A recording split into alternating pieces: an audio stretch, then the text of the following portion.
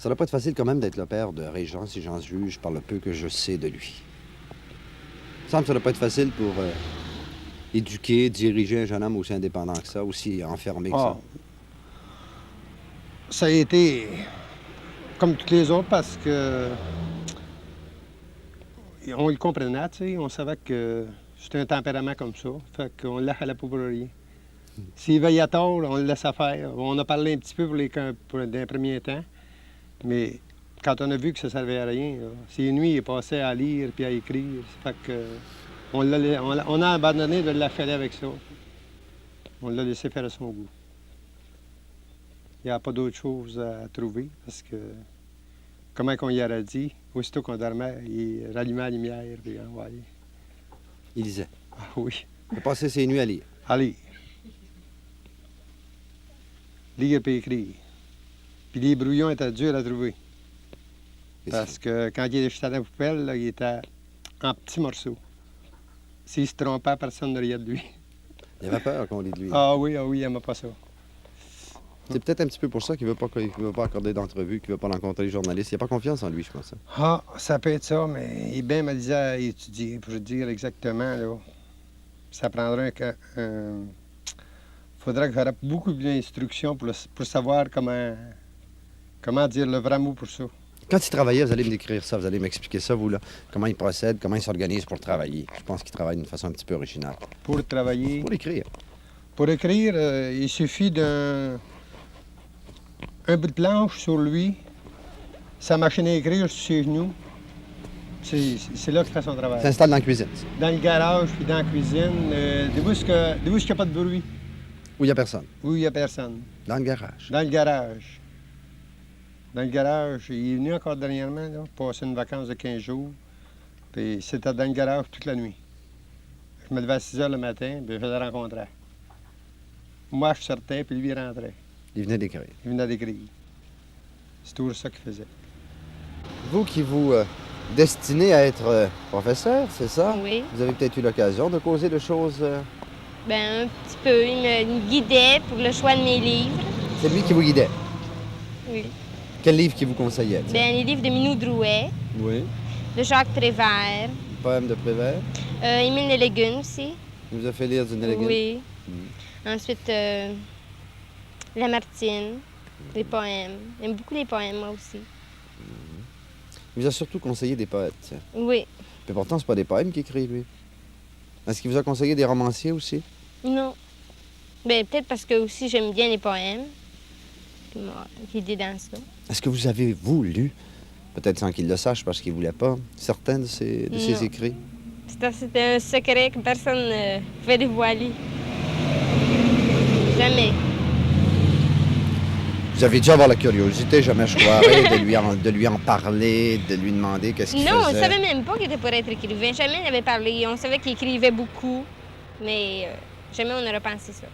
Saviez-vous qu'il avait écrit à Paris, lui, pour être édité? Non. C'est quand je suis le Cap de Grand. C'est là que vous l'avez appris? C'est là que je l'ai appris. Je me doutais, mais je ne pouvais pas être certain de ça. Saviez-vous qu'il avait soumis un manuscrit à M. Tisser, par exemple? C'est là qu'il me l'a dit. Seulement à ce moment-là? Oui. Il dit, j'ai envoyé à M. Tisser, il m'a refusé. J'ai envoyé à Paris. Puis il l'a accepté? Il a accepté. Qu'est-ce qu'il a dit? Il a dû dire d'autres choses. Là, j'avais pas aller. Ah, il était heureux. Il a dit, là, c'est le bonheur, c'est un grand bonheur pour moi. S'il avait refusé ça, c'est une grande déception. Quel genre d'études qu'a fait votre fils, alors?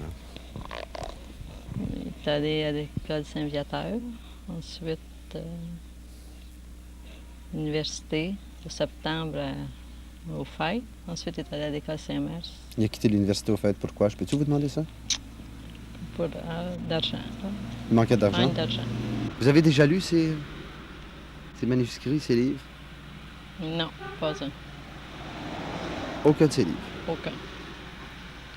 Le livre qu'il a envoyé là-bas à Paris, est-ce que c'est le premier qu'il écrivait de sa vie? Troisième. Vous avez les titres des livres, vous savez quand même les titres des livres qu'il a pu écrire? Ah, oui. C'est quoi? Le premier, Océantien. Ensuite, Le nez qui vogue. Le nez qui vole. Qui vogue. Le nez qui vogue. V-O-G-U-E. Oui. La vallée des avalées, la fille de Christophe Colomb. La vallée des avalées, la fille de Christophe. Ouais, il vient de dessus, il y a juste la lettre là, qu'il l'avait reçue.